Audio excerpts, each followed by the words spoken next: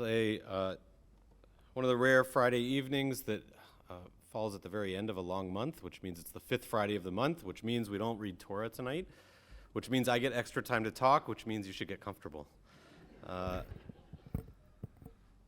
It's also the third part in an impromptu series on what's going on in Israel and how we look at Israel today in terms of a question that has continued to come up, which is what we are seeing in the Jewish state, the beginnings of a civil war.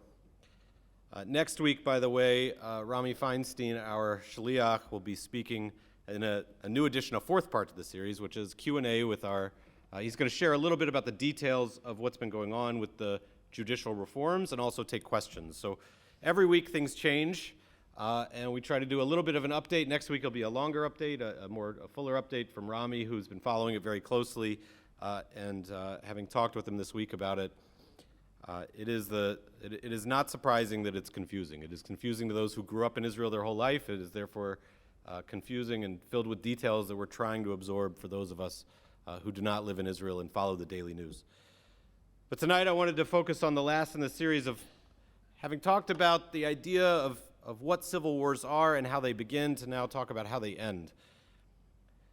And to do so, I want to start with an image that is in the Capitol Rotunda in D.C. If you've been in the Rotunda, you know that there's a series of beautiful images up around the Rotunda showing the history of our country. And one of the images in particular is intended to be the end of the Civil War. The picture is of a Union soldier and a Confederate soldier shaking hands with their weapons still on their shoulders. And next to them, there is a cotton plant and a northern pine planted next to each other. In other words, the idea is that the Civil War ended, and the two sides shook hands, became brothers once again, and the cotton bush and the pine tree were planted next to each other. All of a sudden, seemingly we might say in a moment, everything went back to normal. What's unique about civil wars is that unlike wars between nations, the warring parties don't go back to different homes. You have to live with each other after the war. The idea that a civil war ends and everything just goes back to everyone loving each other or feeling as if your family is as unrealistic as I would tell you the fights are between the siblings in my household. You don't fight with each other, say sorry, and then act as if it never happened. We tend to have, Callan's nodding. And we would say the same now looking back on our own civil war in this country.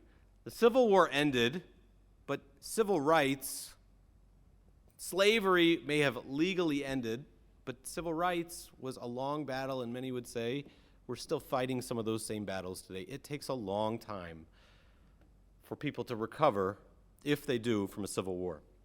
In a recent article written by two professors at the Belfer Center for Science and International Affairs at Harvard, they wrote about why civil wars today are lasting longer than they used to.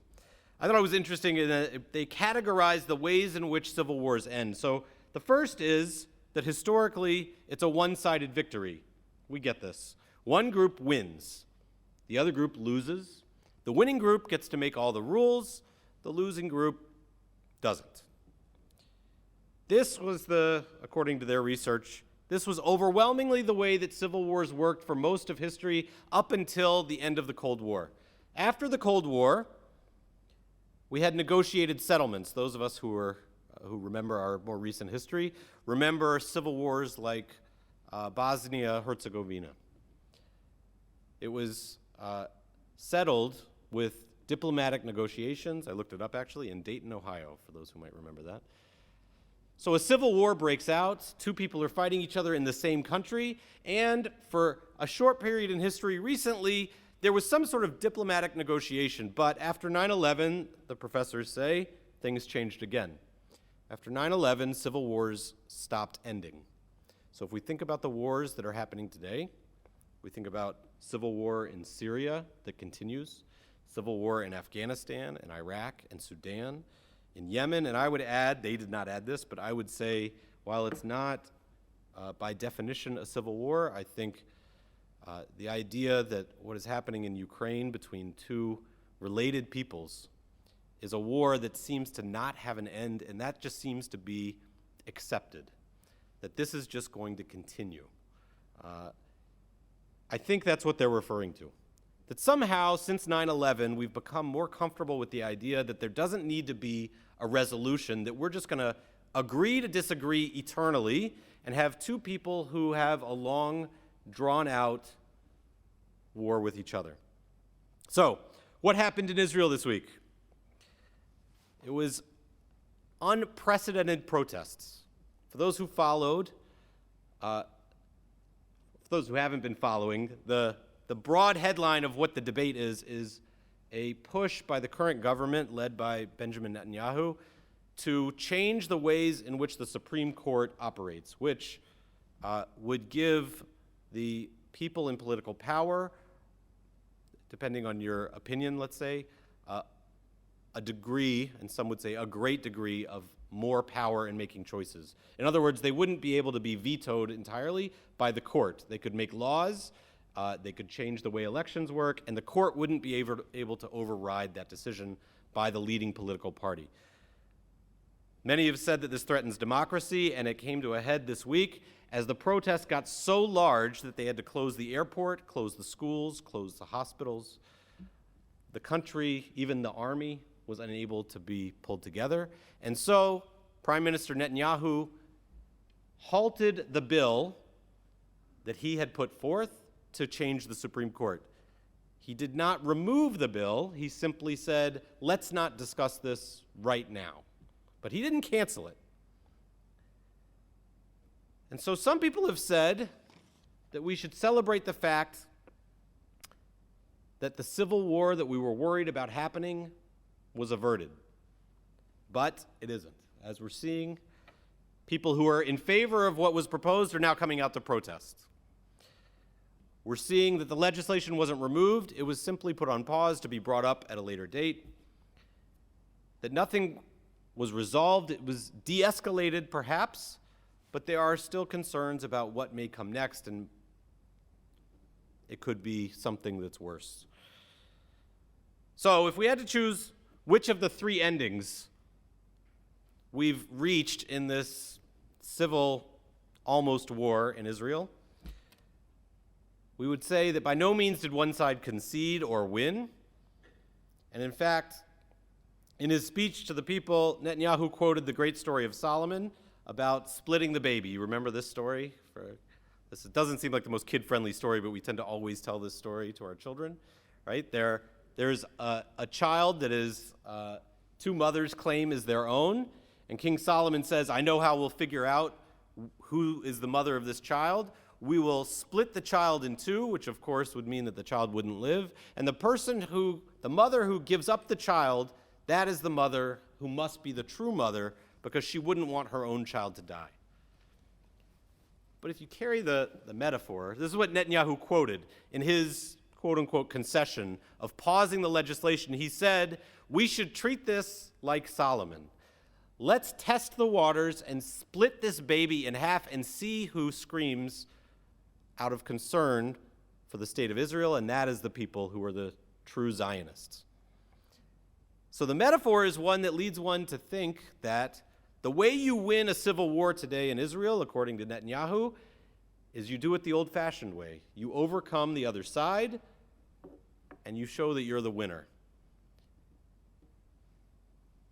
There's a different part of the Bible that, not that he's asked, but if he were to ask me, I would ask Prime Minister Netanyahu to refer to. And it's one that actually speaks directly to the idea of brothers fighting with each other, something that we have lots of in our tradition, and one that's pretty consistent.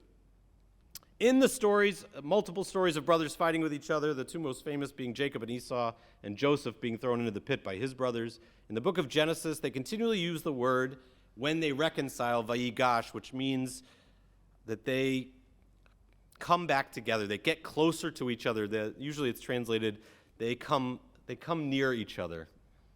They meet would be maybe a better way to translate it. So in other words, nothing gets split apart, but rather they come closer together. It's not simple, though. And in fact, in the story of Jacob and Esau comes closer to Jacob, and that's when Jacob wrestles with that stranger in the middle of the night. He changes his name. He goes and he finds Esau. Esau comes towards him. He's afraid he's going to attack him. Turns out Esau won't attack him. They hug in that moment. It's a beautiful moment, except in the very next moment, Jacob runs in the opposite direction, fearful that Esau will come after him anyway, and the people that Esau eventually populated are called the Edomites. The Edomites are known to have destroyed Jerusalem generations later. So a story about two brothers coming close. They seem to reconcile, but in the long run they don't. Same thing with the story of Joseph and his brothers. They throw him in the pit. He goes off to Egypt. They come, they find him. They don't know it's him. He starts to punish them, and then he breaks into tears, and he says, "I'm your brother Joseph, who you threw into the pit." They reconcile. They cry together. They go to their father, who cries with them. It looks like the family is all going to be okay. They eventually become the tribes of Israel, who separate from each other and create two states, the state of Israel and the state of Judah. They too separate. There's a great quote from a colleague that I think speaks to the fragility, he calls it, of this idea of facing those whom we're fighting with in our own family. He says, "The line is very thin between war, reconciliation, and prayer." He writes about it today. He says, "In an age when apologies are too often offered by text message, when bellicosity rockets across social media, when prayers are circulated through email, we would do well to remember that the critical and most important point is the act of coming close to one another. But when we approach each other, we might fear that something bad will happen. It could be war, or it could turn into peace. We may expect reconciliation, but it can inadvertently turn into an argument, to a disagreement, or belligerence. A moment when we are ready for a fight, when we are prepared for reconciliation, can likewise be transformed into prayer. So we must be prepared," he writes, "for all three. When we come close to each other in the midst of a battle, we might end up praying, we might end up reconciling, or we might end up arguing further. We can't predict what will happen when we draw close to one another." But the Bible adds, in the book of Ezekiel, a different ending. In the book of Ezekiel, using the same word that we draw near one another, it says, "Take a tree and write on it Judah's people. Take another tree and write on it Joseph's people." Judah and Joseph were two of the brothers initially who were negotiating with each other. "Bring the two trees close to each other so that they become one tree, joined together. And when people ask you, 'What does this mean?' answer them that God will take the stick of Judah and the stick of Joseph and make them into one stick. They shall be joined in God's hands. And you'll hold up before their eyes the stick which you have inscribed with both of their names being one stick together, and tell them, I, God, am going to take the Israelite, I'm going to take the Judahite, and I will make them a single nation in one land. And never again shall they be two nations. Never again shall they be divided into two kingdoms. I will make a brit shalom, a covenant of peace with them. It shall be everlasting, and I will place my sanctuary among them forever." So what does it look like if we go back to that picture and we take the words of Ezekiel? Perhaps if Ezekiel could speak to that picture that's in the Capitol building, would say the most important part of that picture are the trees. How do you get two trees to become one? If you ask me, which again they don't, I wouldn't talk about trees, I would talk about labradoodles. Anybody have a labradoodle? It's like the most popular dog these days. Everybody talks about labradoodle. Everybody's talking about taking two breeds of a dog and putting it together to make the perfect dog. That's what they're talking about in Ezekiel. They didn't know of dogs. But they're saying you want to solve a civil war, you do two things. You come close to each other, and you create something that's new but that doesn't ignore what you were before, but no one wins. It's a new breed. And that's what they talk about with the trees in Ezekiel, and I think it's a better answer for where we are today. We're too small a people to have half of us ignored, to have one side win over the other, and we're too small a people and Israel's too small a country to have some endless civil war and survive. Which leaves, I believe, the answer that we have to be willing to blend our branches, to become some new third version, a hybrid of what we were before, not right and not left, but some third version, something created new, a hybrid that we can hold high and say, this is who we are now. What we were before is important, but it no longer exists. We have to create some new way. I think we're in the midst of seeing if that'll happen. You can ask Rami next week.